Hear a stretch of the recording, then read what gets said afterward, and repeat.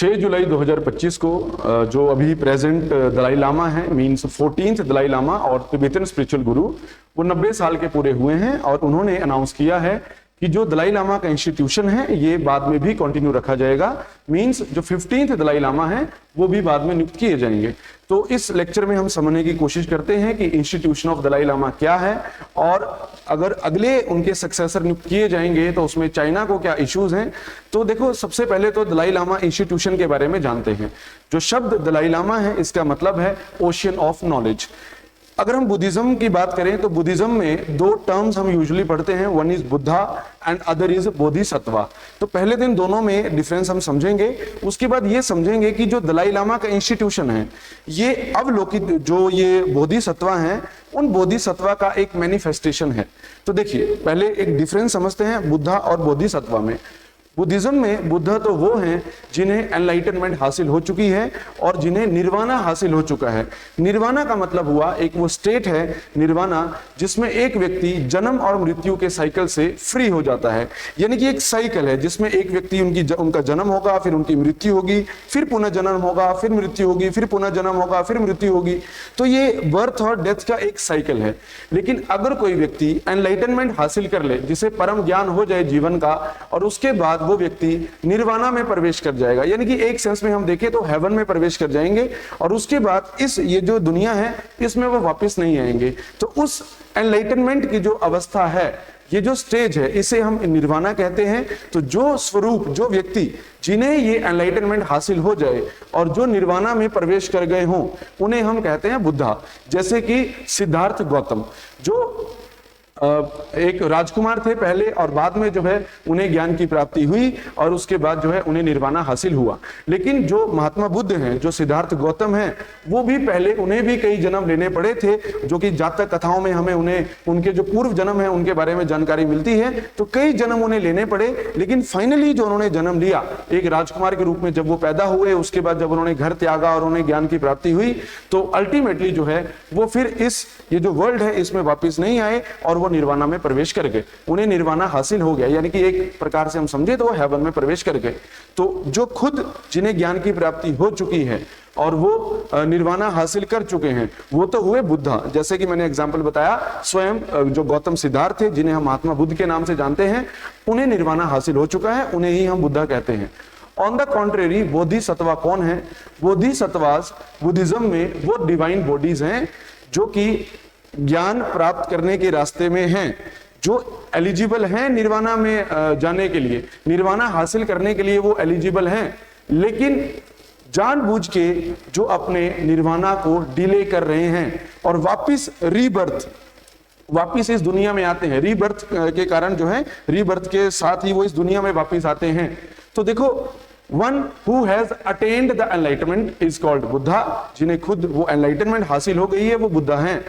और the one who are on the path of enlightenment are called bodhisattvas, जो खुद enlightenment के पाथ में हैं, उस पाथ में अग्रसर हैं, जो एलिजिबल है निर्वाणा हासिल करने के लिए, पर जानबूझ के वो अपना निर्वाणा डिले कर रहे हैं। क्योंकि बोधिसत्वास को बुद्धिज्म में कंपैशनेट बीइंग कहा गया है, कि जो खुद निर्वाणा हासिल करने के लिए एलिजिबल हैं, लेकिन वो प्रवेश नहीं करते हैं निर्वाणा में, वो हासिल नहीं करते हैं, वो इस वर्ल्ड में वापिस आते हैं, इस दुनिया में वापिस आते हैं टू एनलाइटन अदर्स, वो टू लिबरेट अदर्स। जो दूसरे लोग हैं उनको ज्ञान देने के लिए वो वापिस इस दुनिया में आते हैं और उन्हीं को ही हम बोलते हैं बोधिसत्वास। तो दोनों में डिफरेंस है।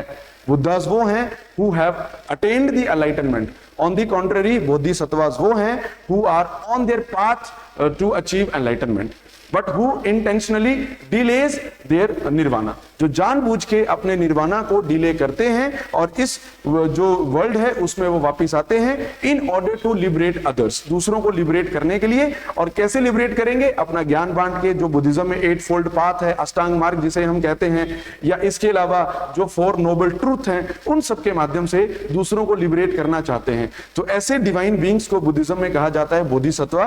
और ऐसे बहुत सारे बोधिसत्वास हैं। फॉर एग्जाम्पल जैसे अवलोकितेश्वर, तो अवलोकितेश्वर जो बोधिसत्वा हैं उन्हें कहा जाता है बोधिसत्वा ऑफ कंपैशन, करुणा के बोधिसत्वा उन्हें कहा जाता है। उसी तरह जैसे और बोधिसत्वा एक हैं, जैसे ये मंजूश्री, तो मंजूश्री भी एक बोधिसत्वा है, और मंजूश्री जो है इन्हें बोला जाता है बोधिसत्वा ऑफ विजडम। उसी तरह जैसे मैत्रेय है, तो मैत्रेय को बोला जाता है बोधिसत्वा ऑफ फ्यूचर। तो ऐसे एक लंबी लिस्ट है, तो बहुत सारे बोधिसत्वा जो हैं वो बुद्धिज्म में हैं। तो इनमें जो सबसे पहले जो मैंने आपको बोधिसत्वा बताए जो कि अवलोकितेश्वर हैं, तो वो जो अवलोकितेश्वर हैं वो बार बार इस दुनिया में वापस आ रहे हैं। तो उन्हीं बोधिसत्वा, इन्हीं ये जो अवलोकितेश्वर बोधिसत्वा हैं, इन्हीं की मैनिफेस्टेशन को बुद्धिज्म में दलाई लामा कहा गया है। यानी कि जो अवलोकितेश्वर हैं वो किसी न किसी रूप में वापस धरती में आ रहे हैं, उन्हीं की ये मैनिफेस्टेशंस हैं दलाई लामा। जो कि हमने समझा कि बोधिसत्वा वो हैं जिन्हें निर्वाणा हासिल हो सकता है, पर जान के वो डिले करते हैं और इस दुनिया में वो वापस आते हैं। तो किसी न किसी मैनिफेस्टेशन में, किसी न किसी रूप में वो वापस आएंगे। तो उन्हीं बोधिसत्वा में एक है अवलोकितेश्वर, और वो अवलोकितेश्वर जो हैं इस दुनिया में बार बार वापस आ रहे हैं, और उन्हीं अवलोकितेश्वर की एक मैनिफेस्टेशन है Dalai Lama as per Buddhist beliefs. और खास करके बुद्धिज्म के आगे दो मार्ग हैं, एक महायान है, एक हीनयान है, जो मेनली जो दो इनके डिविजन्स हैं। तो ये जो सिस्टम है, ये बोधिसत्वा वाला और दलाई लामा वाला, ये ज्यादा कनेक्टेड है महायान बुद्धिज्म से। तो महायान बुद्धिज्म में जो अवलोकितेश्वर बोधिसत्वा हैं, उन्हीं की एक मैनिफेस्टेशन दलाई लामा है। तो जब एक दलाई लामा उनका अंत हो जाएगा, जब वो इस दुनिया को त्याग देंगे, जब उनकी मृत्यु हो जाएगी, तो उनके बाद एक री इनकारनेशन होगा, मतलब उनका पुनर्जन्म होगा। किसी न किसी जो एक छोटा बालक होगा, उनको ढूंढा जाएगा दिव्य चिन्हों से कि वो जो पहले वाले जो दलाई लामा थे, जैसे अवलोकितेश्वर के मैनिफेस्टेशन हुए दलाई लामा, तो जब पहले दलाई लामा की मृत्यु हुई, उसके बाद ढूंढे गए दूसरे दलाई लामा, उनकी मृत्यु होगी, फिर ढूंढे जाएंगे तीसरे दलाई लामा। इस तरह से ये इंस्टीट्यूशन कंटिन्यू किया है, और अभी जो दलाई लामा है वो 14th दलाई लामा है।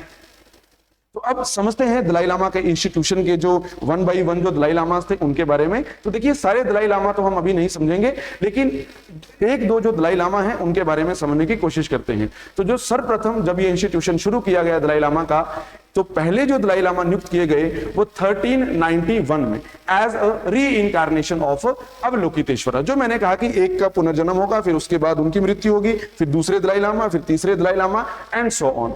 तो पहले जो फर्स्ट दलाई लामा थे, उनका नाम था गैडुन ड्रूपा। 1391 में पहले दलाई लामा नियुक्त किए गए, वो थे गैडुन ड्रूपा। इसके बाद ये इंस्टीट्यूशन कंटिन्यू किया, मतलब जब पहले दलाई लामा की मृत्यु होगी तो उनका री इनकारनेशन, उनका पुनर्जन्म फिर ढूंढा जाएगा, फिर दूसरे, फिर तीसरे एंड सो ऑन। तो पहले थे गैडुन ड्रूपा, जो कि बनते हैं spiritual head of Tibetan Buddhism. जो तिब्बतन बुद्धिज्म है उनके स्पिरिचुअल हेड बनेंगे। इसके बाद 1 by 1 दलाई लामा चलते रहे, लेकिन जो पांचवें दलाई लामा थे जिनका नाम था लोब्जांग ग्यात्सो, तो जब पांचवें दलाई लामा बने तो ये बने spiritual head as well as political head. तो पहले दलाई लामा सिर्फ स्पिरिचुअल हेड हुआ करते थे, लेकिन जब पांचवें दलाई लामा आए तो वहां से ये इंस्टीट्यूशन डबल कैपेसिटी में काम करने लगा। मतलब जो दलाई लामा होंगे वो तिब्बतन बुद्धिज्म के स्पिरिचुअल हेड तो होंगे ही, साथ में वो पॉलिटिकल हेड भी होंगे। इसी तरह ये इंस्टीट्यूशन आगे कंटिन्यू करता गया, और बाद में जब 13th दलाई लामा की मृत्यु होती है तो उनके मृत्यु के 2 साल के बाद जो है 14th दलाई लामा को ढूंढा गया, और वो 14th दलाई लामा जो थे वो थे लामो थोंडुप। इनका नाम था लामो थोंडुप, लेकिन बाद में, मतलब जब इनकी उम्र 2 साल थी, तब इन्हें ढूंढा गया एज री incarnation of 13th Dalai Lama, और इनका नाम था लामो थोंडुप।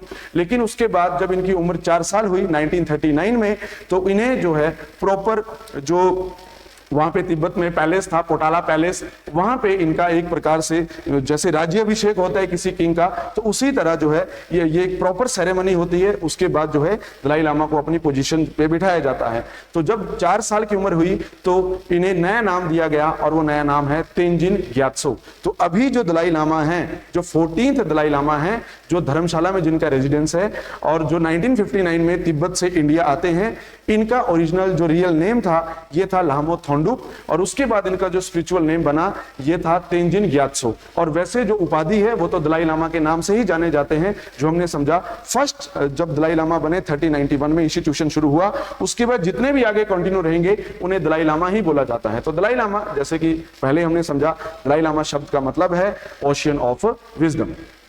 तो अभी जो दलाई लामा है वो 14th दलाई लामा है, और उनका नाम है तेंजिन ग्यात्सो, जो स्पिरिचुअल नेम उन्हें दिया गया।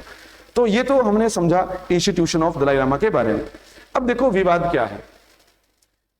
अभी जो प्रेजेंट दलाई लामा है तेंजिन ग्यात्सो, ये 1959 में तिब्बत रीजन को छोड़ के ये इंडिया में आते हैं। देखो क्यों इंडिया में आए। देखो जब 13th दलाई लामा थे तो 13th दलाई लामा ने 1913 में डिक्लेयर किया था कि तिब्बत जो है वो चाइना से इंडिपेंडेंट है, मतलब तिब्बत की इंडिपेंडेंस उन्होंने 1913 में 1913 में डिक्लेयर की थी। लेकिन उसके बाद जब 1950s में कम्युनिस्ट गवर्नमेंट टेक ओवर करती है चाइना में, और 1951 में जब वो तिब्बत रीजन पे कब्जा कर लेंगे, तो तिब्बत के जो लोग थे उनके पास बहुत ज्यादा ऑप्शन नहीं थे, क्योंकि चाइना की जो आर्मी थी पूरी तरह से उन्होंने तिब्बत को अनेक्स कर लिया था। तो उस दबाव में एक पैक्ट वहां पे साइन हुआ तिब्बत गवर्नमेंट और जो कम्युनिस्ट गवर्नमेंट थी चाइना की, 1951 में इनके बीच में एक पैक्ट साइन हुआ था। उस पैक्ट में क्या था कि चाइना की जो अथॉरिटी है वो तिब्बत रीजन के ऊपर रहेगी, लेकिन जो तिब्बत रीजन है उन्हें ऑटोनॉमी दी जाएगी, उन्हें स्वायत्तता दी जाएगी, उन्हें सेल्फ रूल का अधिकार दिया जाएगा। तो कुछ समय तक तो ये सिस्टम चलता रहा, लेकिन बाद में 1959 तक आते आते चाइनीज जो गवर्नमेंट थी, खास करके पीपल लिबरेशन जो आर्मी है, तो उन्होंने जो है इस पैक्ट की कई शर्तों का उल्लंघन करना शुरू किया, और जैसा पैक्ट में होना चाहिए था, जिस तरह से तिब्बतन ऑटोनॉमी होनी चाहिए थी, उतनी ऑटोनॉमी तिब्बतन्स को नहीं मिली। और इसी तरह उस आर्मी का जो वहां पे क्रैकडाउन शुरू हुआ, जब लोग अपराइजिंग करेंगे तो आर्मी का क्रैकडाउन शुरू होगा, तो उनमें से एक अपराइजिंग 1959 में हुई, और उसी अपराइजिंग के चलते जो प्रेजेंट दलाई लामा है तेंजिन ग्यात्सो, तब वो अभी 22-23 साल की उम्र के थे, तो उस समय उन्होंने जो है वो तिब्बत रीजन को क्विट किया और अपने फॉलोअर्स के साथ, अपनी फैमिलीज के साथ और अपने जो बॉडीगार्ड्स थे उनके साथ जो है वो हिमालयास क्रॉस करके, यानी कि 17 मार्च 1959 को 17 मार्च 1959 को वो तिब्बत रीजन से चलते हैं, और वो अरुणाचल प्रदेश में एक पास है वहां पे, उस पास के थ्रू जो है वो यहाँ पे एंटर करते हैं। ये खेंजी माने करके एक पास है, तो उस पास के थ्रू जो है वो इंडिया में एंटर करते हैं। 31 मार्च 1959 को दलाई लामा अपने फॉलोअर्स के साथ भारत में प्रवेश करते हैं, और उसके बाद जब भारत में उसमें जवाहरलाल नेहरू की सरकार थी, जवाहरलाल नेहरू जो थे वो यहाँ पे प्रधानमंत्री थे, तो उन्होंने जो है असाइलम दिया, उन्होंने रिफ्यूज, एक जो पॉलिटिकल रिफ्यूज थी वो तेंजिन ग्यात्सो यानी कि जो 14th दलाई लामा है उन्हें रिफ्यूज दिया। उसके बाद कुछ में जो है तेंजिन ग्यात्सो ये तेजपुर असम में स्टे करते हैं, कुछ समय के लिए वो मसूरी में भी उन्होंने स्टे किया, उत्तरांचल में, और फाइनली जो है 1960 में जो गवर्नमेंट थी उन्हें मैक्लोडगंज धर्मशाला जो रीजन है वहां पे उन्हें स्थापित करेगी, और उसके बाद जो है आज तक उनका रेजिडेंस धर्मशाला रीजन में ही है, खास करके मैक्लोडगंज जो एरिया है वहां पे है। तो ये था दलाई लामा इंस्टीट्यूशन के बारे में एक डिटेल जो हमने समझी, और किस तरह किन परिस्थितियों में जो दलाई लामा है वो वहां से यहाँ पे आए। तो कुछ समय तक तो ये जो 14 दलाई लामा है, जो क्योंकि ये सिस्टम 5वें दलाई लामा से शुरू हुआ था कि स्पिरिचुअल गुरु भी रहेंगे एज वेल एज पॉलिटिकल गुरु भी रहेंगे तिब्बत बुद्धिज्म के, लेकिन 2011 में 2011 में जो अभी दलाई लामा है उन्होंने अपने जो पॉलिटिकल लीडरशिप थी उसको गिव अप किया, और धर्मशाला रीजन में एक सरकार उन्होंने बनाई जिसे हम बोलते हैं तिब्बतन गवर्नमेंट इन एग्जाइल, और एक पार्लियामेंट भी बनाई जिसे बोलते हैं तिब्बतन पार्लियामेंट इन एग्जाइल, ये भी धर्मशाला में ही बेस्ड है, और फिर प्रॉपर उनके प्रधानमंत्री भी यहाँ पे नियुक्त किए जाते हैं। तो अब जो दलाई लामा है, जो 14th दलाई लामा है, वो सिर्फ तिब्बतन स्पिरिचुअल गुरु हैं, अब वो पॉलिटिकल लीडर नहीं है, क्योंकि पॉलिटिकल लीडर वो अलग से एज अ प्राइम मिनिस्टर जो है तिब्बतन गवर्नमेंट इन एग्जाइल का धर्मशाला में वो नियुक्त किए जाते हैं।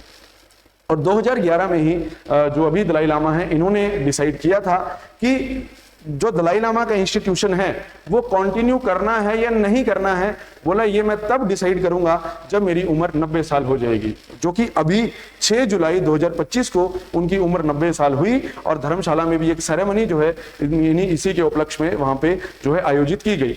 तो अभी उन्होंने 2025 में अनाउंस किया कि हाँ, जो इंस्टीट्यूशन है दलाई लामा का ये कंटिन्यू किया जाएगा, और उनकी मृत्यु के बाद जो है नए दलाई लामा ढूंढे जाएंगे, और नए दलाई लामा मतलब इन्हीं के री इनकारनेशन, इनका पुनर्जन्म, जो प्रथा चलती आ रही है वो ढूंढे जाएंगे। और वो कौन ढूंढेगा, वो एक जो ट्रस्ट है, वो ट्रस्ट जो है इन्हीं, ये खुद उस ट्रस्ट के हेड हैं, और बोला ये जो ट्रस्ट है एक नॉन प्रॉफिट ट्रस्ट इन्होंने बनाया है, बोला ये ट्रस्ट अगले दलाई लामा की खोज करेगा, उनके री इनकारनेशन की वो खोज करेगा।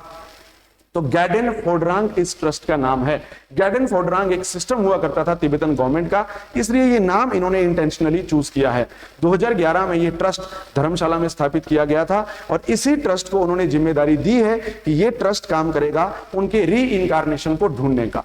अब देखो री इनकारनेशन कैसे ढूंढे जाते हैं, जब एक दलाई लामा जो है उनकी मृत्यु हो जाएगी तो उसके बाद जो तिब्बतन जो स्कॉलर्स होते हैं, इस तरह तिब्बतन जो गुरुज होते हैं, लीडर्स होते हैं, वो अगले दलाई लामा को ढूंढते हैं। वो कैसे ढूंढे जाते हैं, कुछ दिव्य निशान होते हैं, उनके माध्यम से वो उनको ढूंढते हैं और साथ में जो तिब्बतन जो गुरुज होते हैं उनकी कुछ भविष्यवाणियां रहती हैं, कुछ दिव्य विजन रहती है, उन विजन के माध्यम से अगले दलाई लामा को, जो कि अभी एकदम नवजात बच्चा होता है, उन्हें वो ढूंढते हैं कि ये अगले री इनकारनेशन है और फिर ऑफिशियली जो है उन्हें वो उपाधि दी जाती है, दलाई लामा की उपाधि दी जाती है। तो अभी जो दलाई लामा है वो 14th दलाई लामा है और इनके बाद 15th दलाई लामा जो है वो नियुक्त किए जाएंगे। तो ये जो बड़े लंबे समय से ये एक संशय बना हुआ था कि 15वें दलाई लामा नियुक्त किए जाएंगे या नहीं किए जाएंगे, वो इंस्टीट्यूशन जारी रखा जाएगा नहीं रखा जाएगा, तो अब इसे क्लियर कर दिया है प्रेजेंट दलाई लामा ने कि हाँ ये जो इंस्टीट्यूशन है इसे कंटिन्यू किया जाएगा। लेकिन अब सवाल यह है कि चाइनीज गवर्नमेंट को इसमें क्या आपत्ति है। देखो अभी जो तिब्बत रीजन है उसमें चाइना का कब्जा है और चाइना का यह मानना है कि जो भी अगले दलाई लामा नियुक्त किए जाएंगे वो प्रॉपर जो अपॉइंटमेंट है वो चाइनीज गवर्नमेंट के थ्रू होगी, यानी कि ऑफिशियली कोई भी अपॉइंटमेंट होगी वो तभी पॉसिबल होगी जब चाइनीज गवर्नमेंट उसे हरी झंडी देगी, जब चाइनीज गवर्नमेंट एक्सेप्ट करेगी, जो बीजिंग में बैठी हुई जो सरकार है, जब वो ऑफिशियली मुहर लगाएगी कि हाँ XYZ जो भी होंगे वो अगले 15th दलाई लामा होंगे, तो बोला जो भी अपॉइंटमेंट होगी it would be through the Chinese government. ये चाइना गवर्नमेंट का स्टैंड है। लेकिन अब इशू ये है कि जो अभी जो दलाई लामा है इन्होंने अपनी एक बुक भी रिलीज की थी जिसका नाम था वॉइस फॉर द वॉइसलेस, और उसमें इन्होंने क्लियर किया था कि जो 15th दलाई लामा होंगे वो definitely out of Tibet region होंगे, यानी कि आउट ऑफ चाइना रीजन होंगे, और तिब्बत भी अभी चाइना के कब्जे में ही है। तो बोला तिब्बत रीजन के बाहर जो क्षेत्र है वहां से 15th दलाई लामा वहां पे उनका रीइंकारनेशन होगा। मींस वो इंडिया भी हो सकते हैं या इंडिया के आसपास जो बुद्धिस्ट नेशन है वहां पे भी हो सकते हैं, लेकिन चाइना में नहीं होंगे। लेकिन चाइना को इसमें फिर आपत्ति है क्योंकि चाइना का जो स्टैंड है वो मैंने आपको बताया, उनका मानना है कि चाइनीज जो गवर्नमेंट है उनके थ्रू ही फाइनल कंफर्मेशन रहेगी कि कौन 15th दलाई लामा होंगे।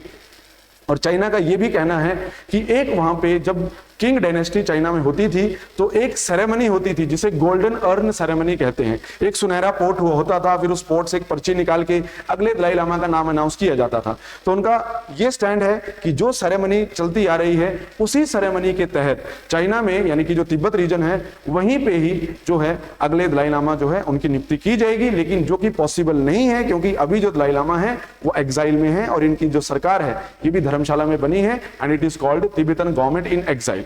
फिर इस तरह से कुछ स्टेटमेंट्स भी एक्सचेंज हुई क्योंकि हमारे जो माइनॉरिटी अफेयर मिनिस्टर हैं किरेन रिजिजू, तो उन्होंने भी एक स्टेटमेंट दी थी और उन्होंने कहा था कि जो तिब्बतन स्पिरिचुअल गुरु हैं, जो खुद दलाई लामा हैं, तेंजिन ग्यात्सो हैं, कि उन्हें ही अधिकार है ये डिसाइड करने का कि दलाई लामा का इंस्टीट्यूशन उनके बाद कंटिन्यू होना चाहिए या कंटिन्यू नहीं होना चाहिए। लेकिन इस पर फिर चाइनीज गवर्नमेंट की आपत्ति थी कि आप हमारे डोमेस्टिक अफेयर्स में इंटरफेयर कर रहे हैं और इस तरह का इंटरफेयर आपको नहीं करना चाहिए। लेकिन उसमें फिर इंडियन गवर्नमेंट का रिप्लाई ये था कि इंडियन गवर्नमेंट जो है इस तरह के धार्मिक मामलों में अपनी किसी तरह की पोजीशन नहीं रखती है और इसमें हमारा कोई ऑफिशियल स्टैंड नहीं है। ये एक धार्मिक मामला है और गवर्नमेंट जो है धार्मिक मामले से एकदम अलग है। और बाद में जो मिनिस्टर है किरेन रिजिजू, उन्होंने भी ये क्लियर किया था कि उनकी जो स्टेटमेंट थी वो एक गवर्नमेंट ऑफिशियल की स्टेटमेंट नहीं थी, वो खुद एक बुद्धिस्ट फॉलोअर हैं, खुद एक बुद्धिस्ट डिवोटी हैं और उनकी ये पर्सनल स्टेटमेंट थी। तो अब लास्ट में कंक्लूजन यही है कि अब जब 15th दलाई लामा अगर आउट ऑफ तिब्बत रीजन नियुक्त किए जाएंगे तो हो सकता है कि जो चाइनीज गवर्नमेंट है वो 15th दलाई लामा को एक्सेप्ट ना करें और वो अपने एंड से वो तिब्बत रीजन में किसी और व्यक्ति को वो अलग से 15th दलाई लामा नियुक्त कर दें। तो एक ही तिब्बतन बुद्धिज्म के दो स्पिरिचुअल हेड्स अलग अलग जगह पे हो सकते हैं, तो जो कि अपने आप में एक बहुत बड़ा डिस्प्यूट फिर बाद में बनेगा। तो अभी बाद में क्या होगा वो तो क्लैरिटी नहीं है, लेकिन अब तक का जो पूरा मामला था वो मैंने कोशिश की कि अच्छे से आपको ये समझ आए। Okay guys, thank you very much.